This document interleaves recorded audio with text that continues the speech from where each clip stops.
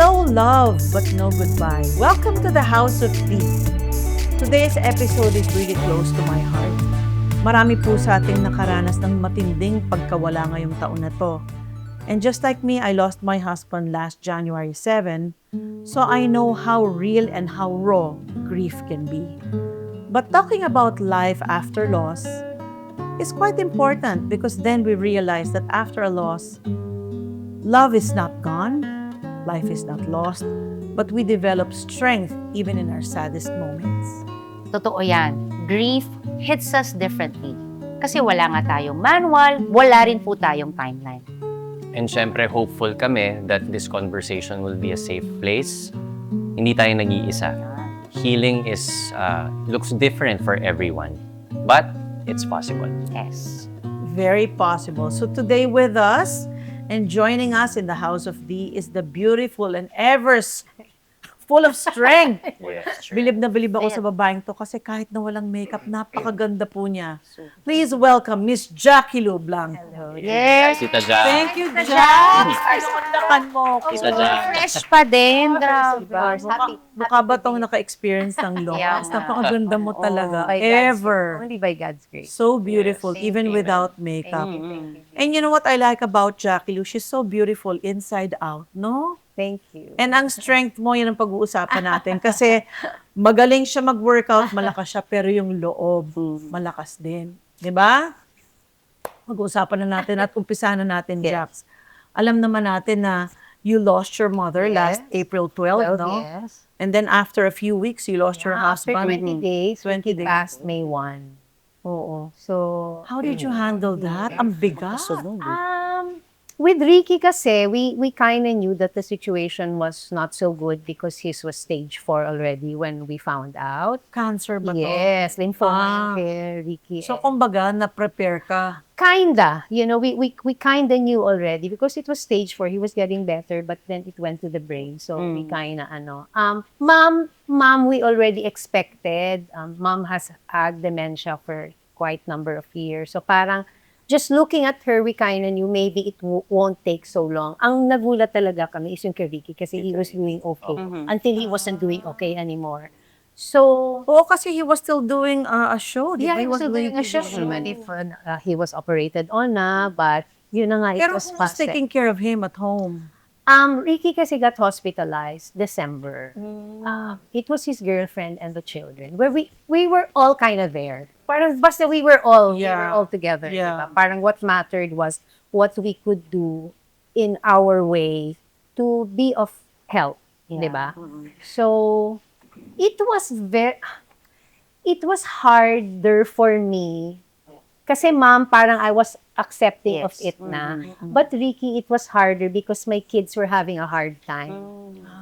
So, parang for me, I had to step up and really support them. So, parang my grief was delayed.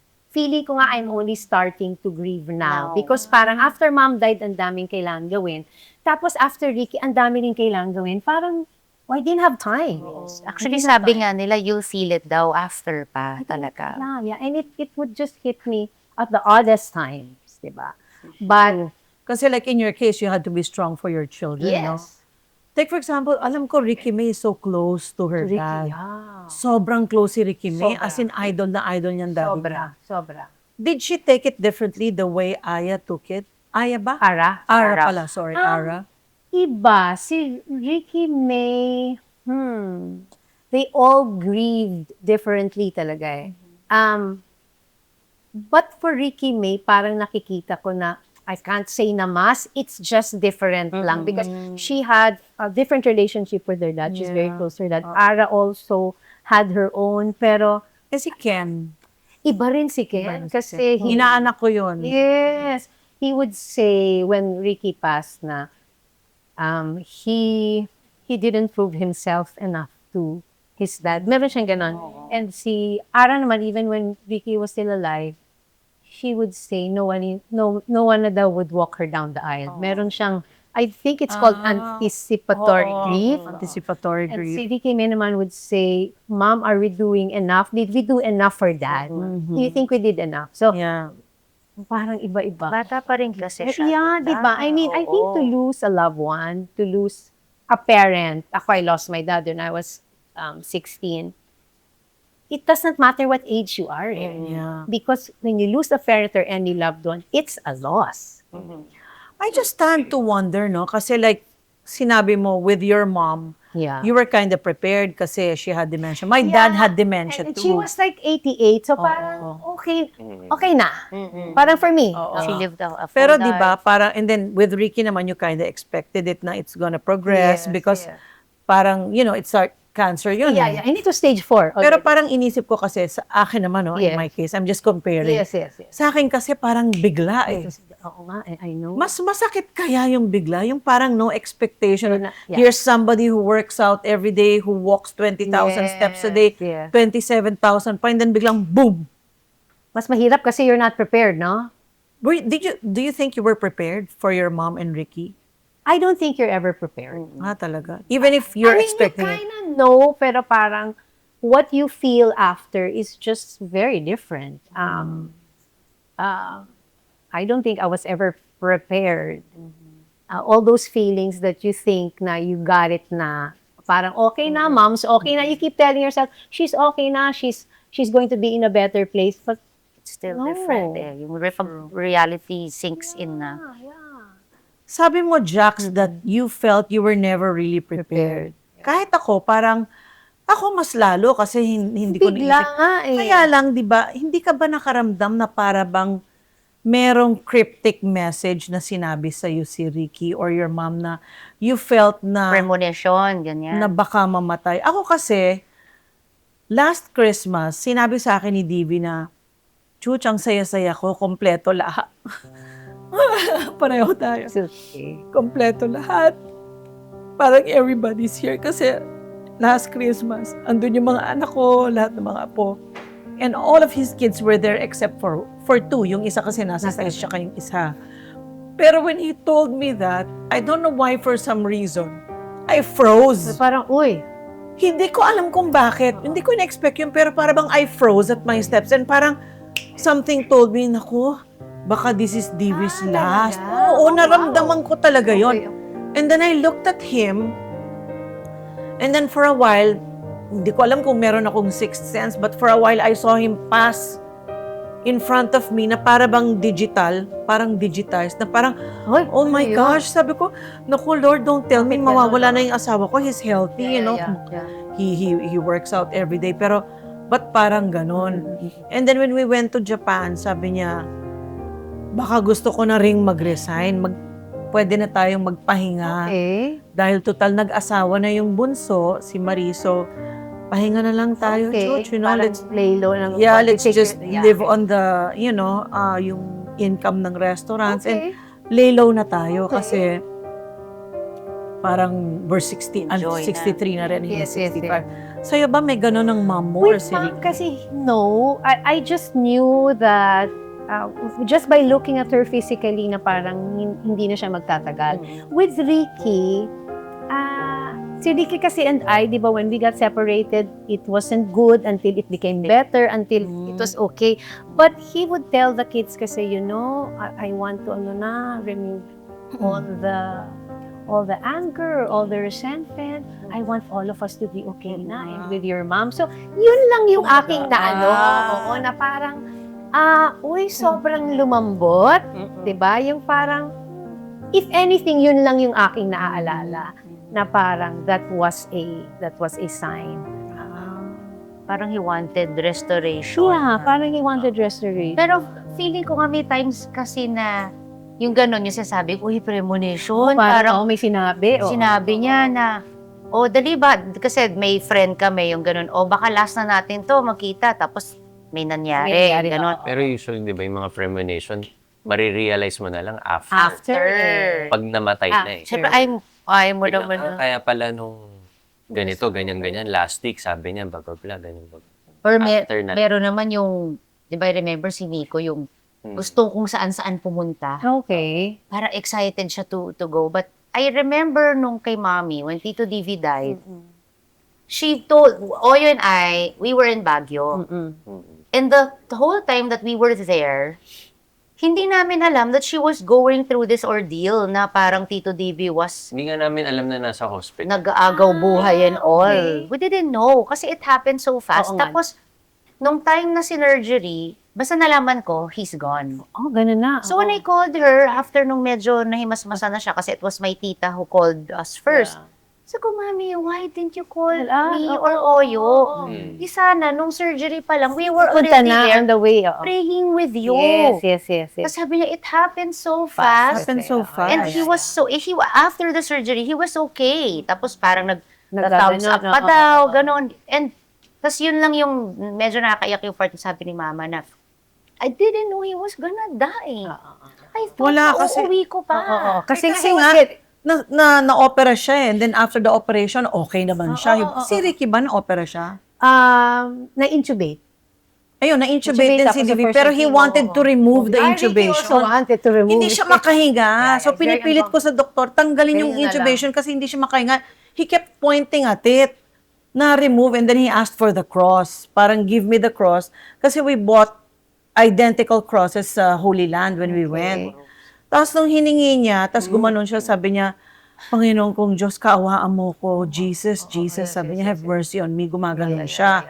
So, parang okay pa. Na-opera siya, he was fine. So, hindi ko inisip na mamamatay siya. And then, in just a split second, nag-flatline when they injected him with sodium bicarbonate. Parang, Ang bilis. oo, tas maiisip ko pa bang tawagan yung mga anak ko? Eh, di ba yung utak mo nandun? Parang, Kasi nga you thought na he was going Akala to niya siguro uwi. Madadalaw namin Yes. after. Kaya hindi na niya kayo tinawag. Pero how are you? Kasi malapit Ako na rin. ba? Question lang sa'yo.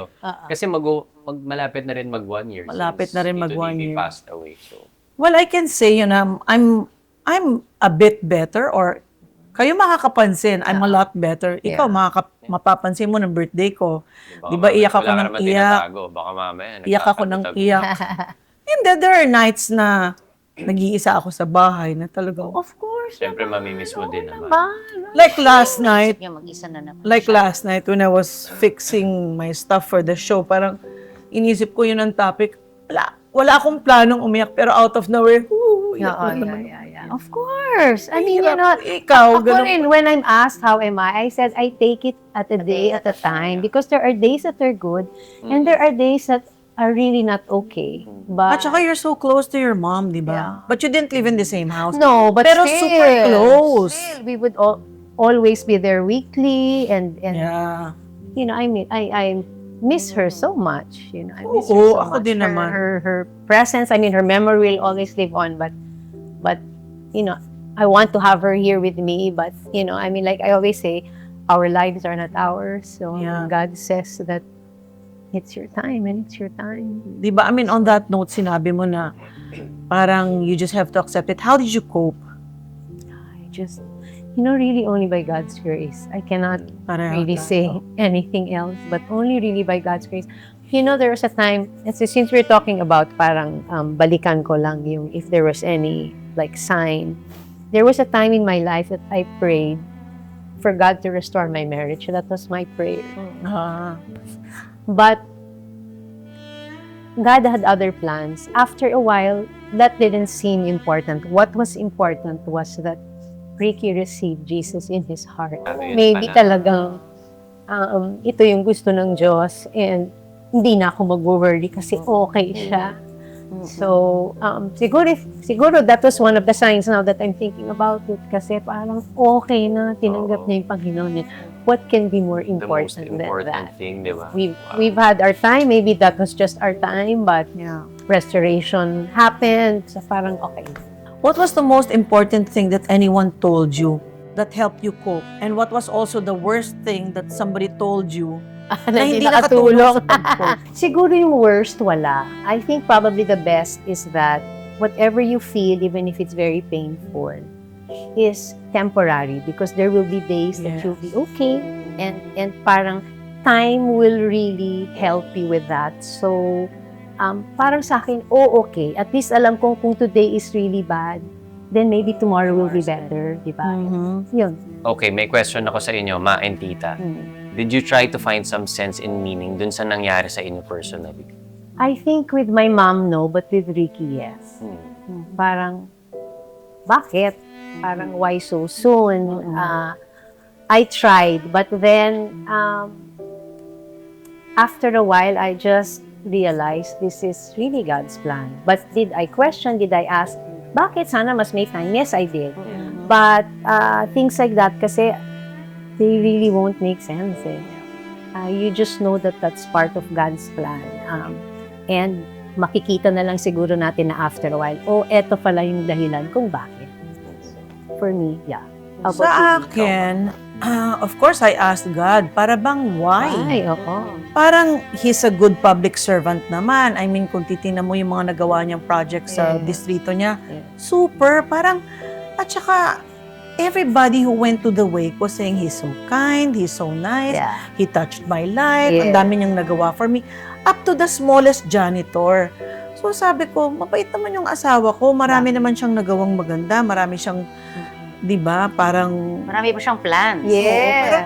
pero parang, ang pinaka-question ko is, God, I asked you for a partner, di ba? I didn't want to grow old alone. Bakit mo kinuha? Yun yung pinaka-question ko. Pero, wala. I mean, people would tell me na God saved you from something. Save me from what?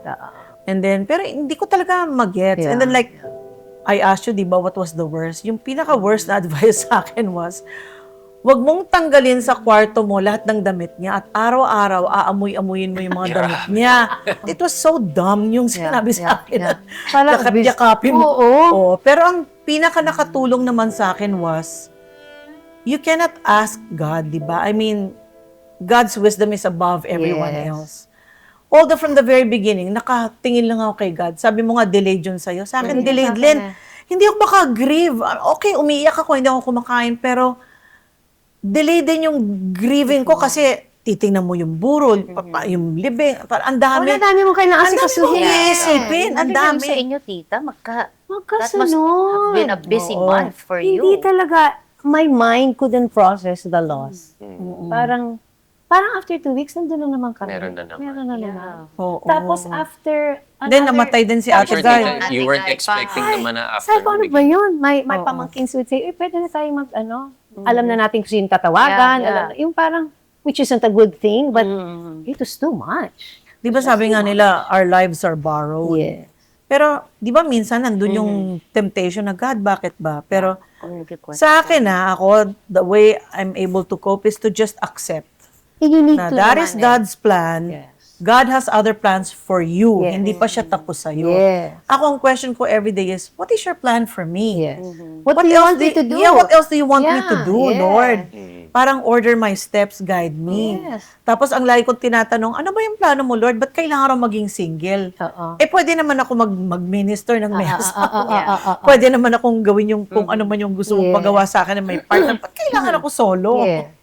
Well, may rason yan. Di natin Diba? alam, Oo. di ba? Oo. Tinanong mo ba yun? Sa akin, oo. Ako rin, parang, so anong gagawin? What is the reason? Like, even for mom and for Ricky. Oo. But, like you, that's also my prayer. So, what else am I supposed to do? Lead me to people that will help me. Or Pareho maybe tayo. I Order will my be of steps. help to- Bring me at the right place at the right right time to time. be able to glorify your name and to be able to fulfill the purpose that you still have for me. Kasi, yun lang naman, siya naman talaga yung magbibigay direction. Oo. If there's something else that you are going to do, whether through pain or through joy, it's something that He will lead you to, di ba? So, since both of you have gone through this nga, di ba, yung death, or grieving for a loved one, nag-iba ba yung perspective nyo sa life? Like, perspective nyo sa death, sa life, after going through this? Ako, for me, of course, we always say, we do what we can. Let's not waste time. With my mom, I think, parang siguro ang na-realize ko lang is that because I've lost her, at the same time, I am also happy that I had that relationship with her and that I will always value that and treasure that, and whatever lessons that she imparted is something that I will also share. With Ricky, I've realized that despite years of us being separated and years that were not good, ang naiwan lang pala is love. And there was no more anger. There was no more. It's only love pala that remained. And I'm happy that I was able to feel that. I'm grateful that I had those years with Ricky of him being my husband and the father to my children and grandfather to my grandchildren. But you don't stop loving pala a person despite what happened. And I'm so happy that God made me feel that. I'm so grateful that he accepted the Lord because he is so happy now. Same with my mom. But yun pala yung naiwan, yun lang pala talaga.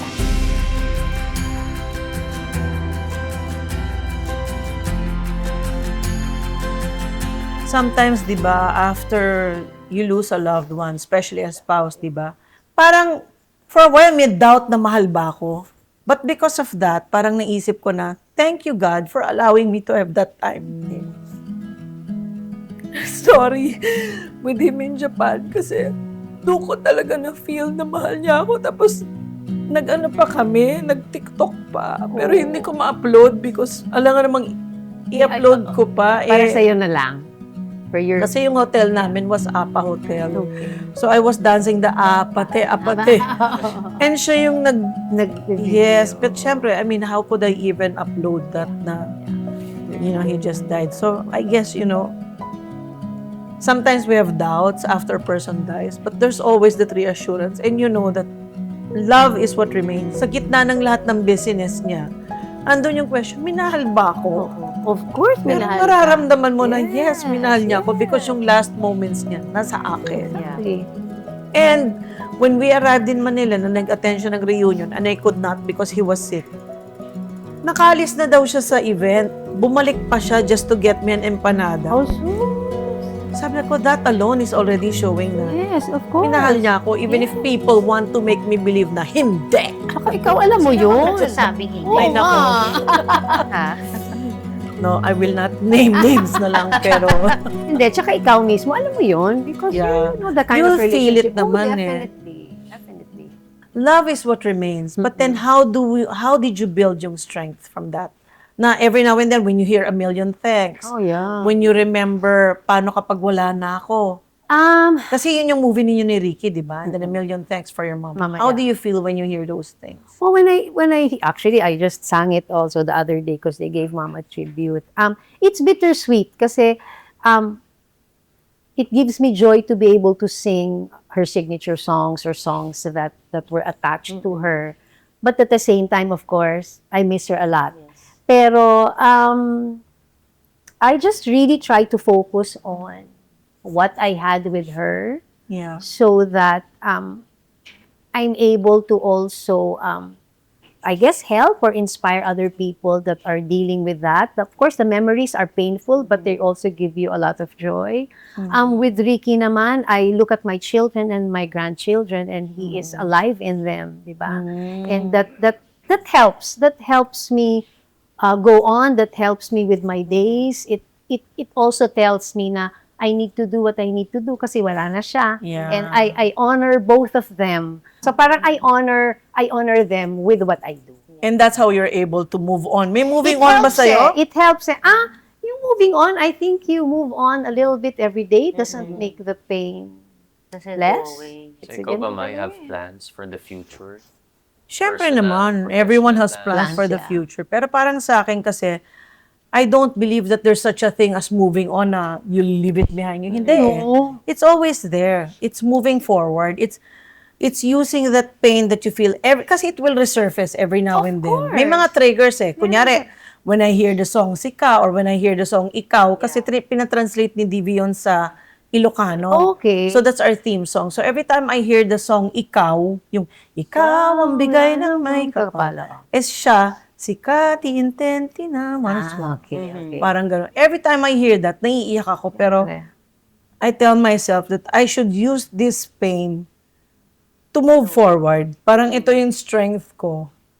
And I always believe that even if he's no longer there, he will be the of course, God is like our The guiding, strength. yeah. Pero alam mo yung parang siya pa rin yung strength beneath your wings. Na, yes. I know that even if he's gone, if he were alive, he would always push Yeah. me. Uh-uh. He would always encourage me, always. You know that that's something that he would want for you. Yes. For you to do. Like even doon sa mga Inabel Iloco na ginagawa ko, he was always there to support, di ba? Nandun siya palagi. So sabi ko, wala man siya, nandyan siya to support me. Pero sa akin, moving forward, I want to have a new environment. I want to move into a new place. that helps din. Para new Yeah. beginnings. Ikaw, meron kang ganun? Well, ako naman, as far as the future, I just say whatever God's plans are for me. But siguro yung like with my mom, 'di ba? Ang plano ko is to put her gowns in a museum so Yeah. that everybody else can enjoy it. Pareho tayo. oo. Gusto kong ilagay yung mga barong niya sa Diba? museum. Yung ganon. So, just so that the memory naman will always live on, but it's so nice that a lot of people can still, can still enjoy Para it. malaman din nung younger generation. Diba? So, lahat ng contribution. Yes. Oo naman. Diba? Yes. Si Ricky naman, his movies will be enjoyed by so many because it's there, diba? And I think with him, all the lessons that he shared with all the actors, and those actors will also share it. So dun pa lang, ang dami na rin napuntahan, di ba? So hindi na sayang. Hindi masasayang. Okay, on a lighter note na muna tayo. Tita Jackie, ano po pasok sa isip mo kapag naririnig mo yung song na A Million Thanks to You? Signature song ni Ma'am, tsaka yung show niya na matagal. Yun ang walang pumapasok sa akin. How about ang kaldereta? When you eat kaldero. When you eat Wow, kaldereta. I eat caldereta. What? Anghang? I didn't know. Sarap. Kasi favorite daw po yun ni Tita Pilita. Kaldereta. Favorite okay. po niya ba yun? Yeah, I mean, Mom had a lot of favorites, pero yeah. One of. One off. Pag Mother's Day, tita, meron na ba kayong plan? Anong pwede niyong gawin? Wow. Siguro, I'd like to think na we will just all be together, maybe visit Mom sa Himlayang. Kasama ba siya sa nilibing doon sa Heroes? No, hindi. hindi si Mom. Oo. Oh, sayang. Dapat national artist siya. Ay, yun yung pinupush Nobody namin. can Diba? defeat. Diba? Nobody can defeat Pilita's backbend. I know. Bakit dapat sabihin kay President Marcos yan? Bakit? She so deserves to be there. Although she was given naman a presidential merit, but of course, kung pwedeng maging national artist, which we are pushing for, she deserves it na. She deserves it, I Jax. know. Ang nakakatawa sa mami mo. Nothing to Tita Pilits, how do you stay so beautiful and so young? I have sex 3 times a day. Tita, Nanay ko. Yes. Sex. Tawa ko ng tawa. But she's so funny. She's very funny. Ito naman.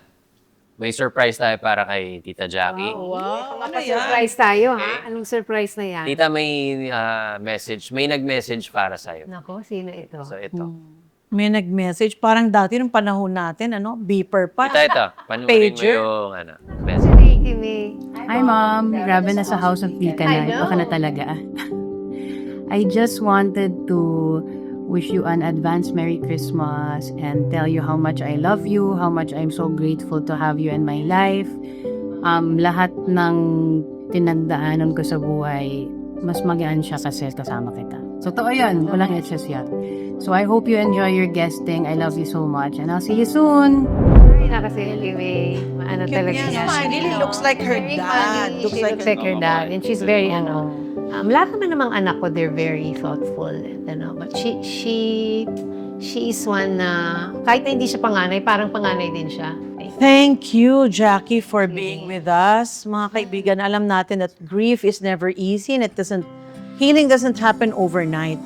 But accepting loss doesn't mean forgetting, but it means honoring the love and memories we carry.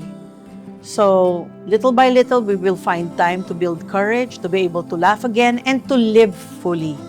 Thank you again, Jax, my kumare, for trusting us Yay! Diba? Tita Jackie. and for sharing your words of wisdom. Thank Diba you, ako? thank you. Ngayon, I can say talaga, you're not only strong physically, pero inside. No? Inside and out. Kasi 2 losses in how many weeks? Ang hirap noon, diba? Yeah, mahirap talaga. But thank you so much. And of course, we have a gift for gifts thank for you. Naku, masarap yan. Oo. Yay! Tita, kakainin mo. Oo nga, marami akong i-share. And tatandaan po natin mga kaibigan, na sa bawat lumilipas na araw ay may pagkakataon tayong maghilom, di ba? Pwede naman po tayo mag-heal, makahanap din po ng kaligayahan.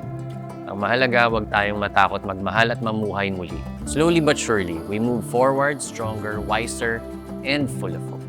And syempre, we would also like to thank our gracious sponsors, LZM Restaurant Lutong by Specialties. Thank you so much to Roland and Ciro and Valcucine. Green Mile Coffee for always being there for us. And to our Remili's Yema Cake Pam. Thank you, thank you. And I have another gift for you. This is from Tough Mama. For a tough mama like you. Yeah. Thank you. From a tough mama to Another tough mama. Yes, deserve mo to, Jax. Thank you, Thank you, Dee. Tough Gamit mo Mama. isa. Thank you, Tough. To. Thank you. And of course, with the new year coming in, we are always reminded that despite our challenges in our lives, there is always hope. And aside from that hope, there's always love to guide us. Because that is part of moving forward and love will be our guide. Because dito sa House of D,